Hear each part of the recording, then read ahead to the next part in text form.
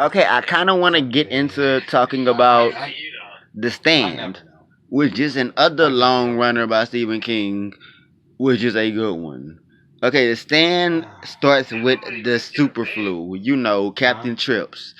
And it also starts with the introduction of one of this probably isn't even his introduction. I think Randall Flagg was always around and he just shows up more prominently in different books. So Captain Trips is kind of just a super disease that kind of destroys a very large amount of the population. So the survivors of it, the ones who have some kind of natural immunity or God's protection, they start having dreams. And in these dreams, there's an older lady playing the guitar in Nebraska in a cornfield, and she tells them, come over anytime. I'm Mother Abigail. This is where I'm at." But the ones who don't have dreams of Mother Abigail, they're having dreams of a man in black, a smiling man tormenting them, telling them to come to Las Vegas. You see, Las Vegas and Boulder are set to represent two sides, good and evil. But as we can see in the character of Trash Can Man, can we truly say Trash Can Man was evil? Or was he just simply a misunderstood person that was exploited because of his past and because of his mind? You can kind of see a parallel between Tom Cullen, who found good people that brought him to Mother Abigail, and Trash Can Man, who only had the kid. Okay, the kid isn't really in most of the books. He's only in the unabridged version, and the kid is pretty not a good influence. But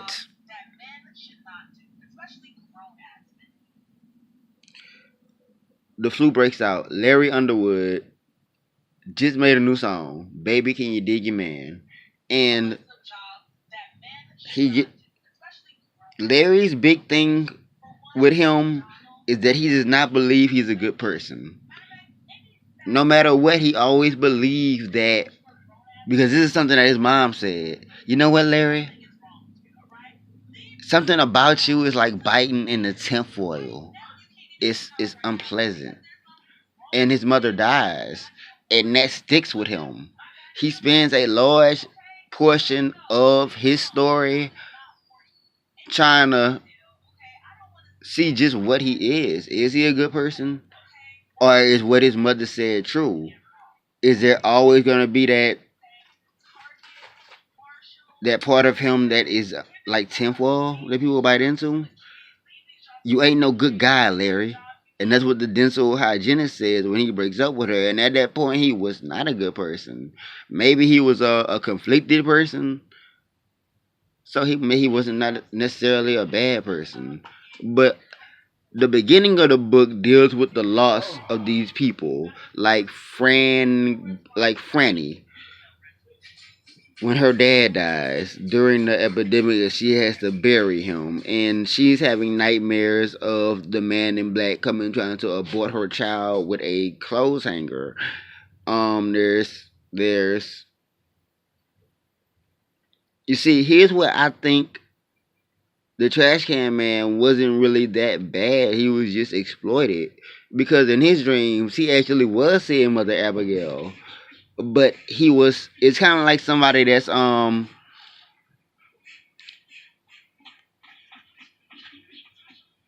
distrustful because of their past. And Mother Abigail wakes up whenever the Trash Can Man passes by close enough. She has a psychic feeling, and she wakes up and she's thinking of somebody that she lost due to a hunting accident that wasn't their fault. And I think that kind of represents that Trash Can Man could have been redeemed, but Lloyd Lloyd is currently serving time.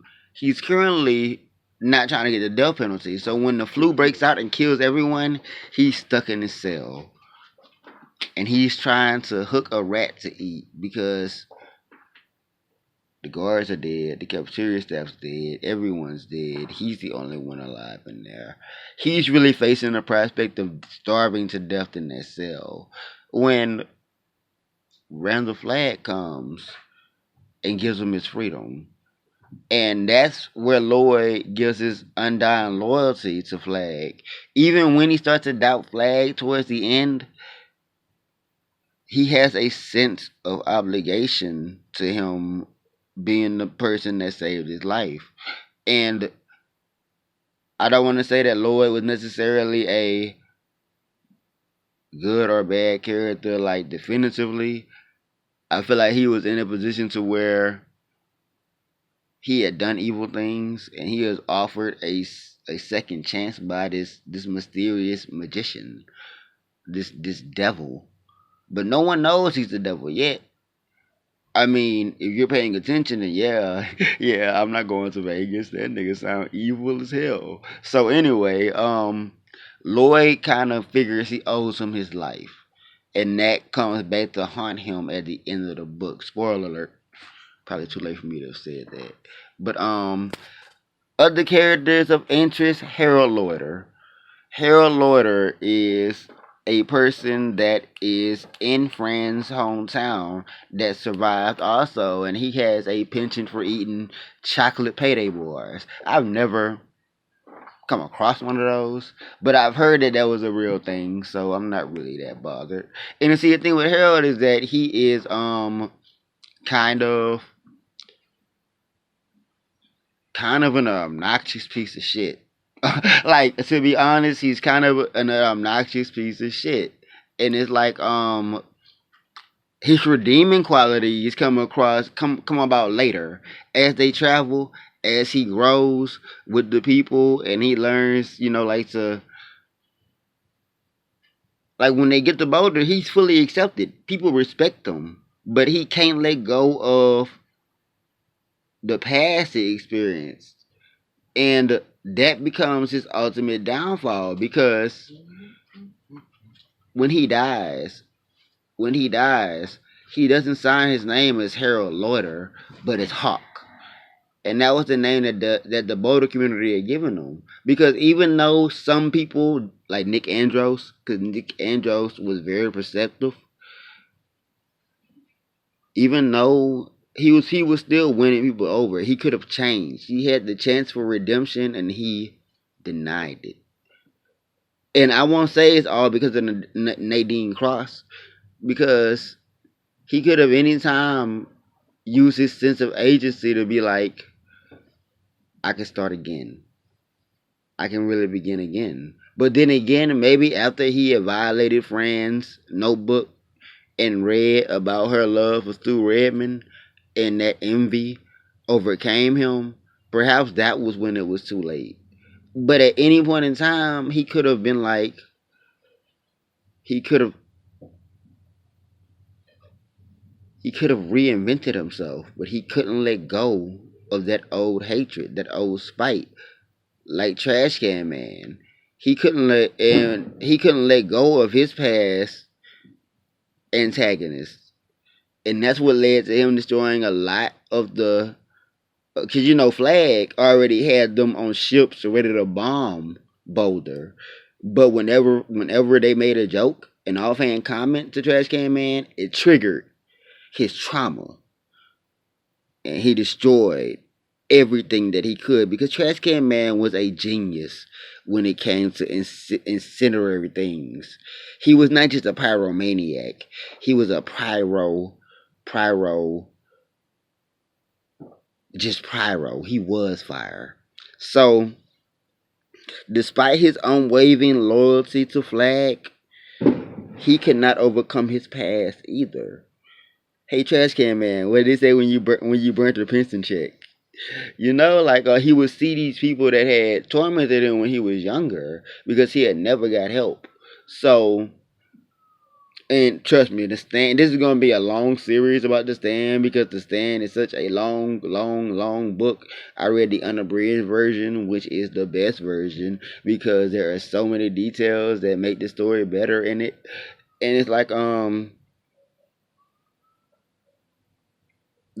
the three spot. I'm getting way too ahead of myself, but Nick Andros is a deaf mute, and he grew up his whole life not knowing what a tree was. So when another deaf mute comes and he tells him, "You are like this blank page," he teaches Nick how to communicate. And one of Nick's first questions is, "What are those things that's everywhere? What's the word for them?" And he finally finds out that it's tree. They have names. Those are trees. And I think that kind of changed Nick's perspective. He goes from being angry at the world to a more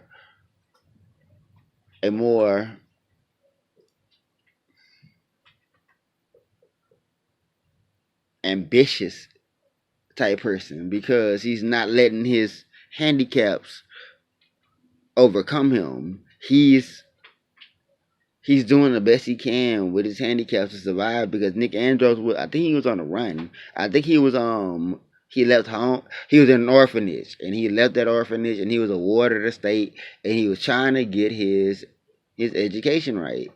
Nick Andros is a very intuitive character because if you can't communicate with somebody by listening or talking to them, all you can really do is watch them. You can watch them and try to.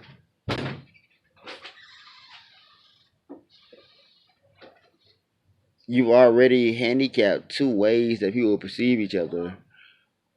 So all you can really do is try to maximize the one way that you know.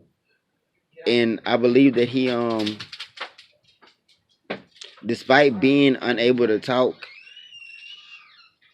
he showed that I can still think. I might not be able to express what I'm thinking, but I'm still thinking. And Nick Andros is a very tough, resilient character. When he meets Tom Cullen, they needed to meet because Nick Andros was the only one that would have had the compassion to understand that he had to take time with him. And I think there's something in that. So when they're traveling, Tom panics and he brings Nick into a barn, and Nick is like, "What the fuck is wrong with this dude? Why did I bring him?" But there's a tornado that Nick was not aware of forming, and Tom saves his life. And this is just part one on this video. I will get back because there's so much going on in the stand with Captain Trips. Um, I'm gonna have to go back and touch on a lot of other things, but yeah, The Stand was a good book. I also have to go back and make more videos for my It novel analysis and shit. So stay tuned.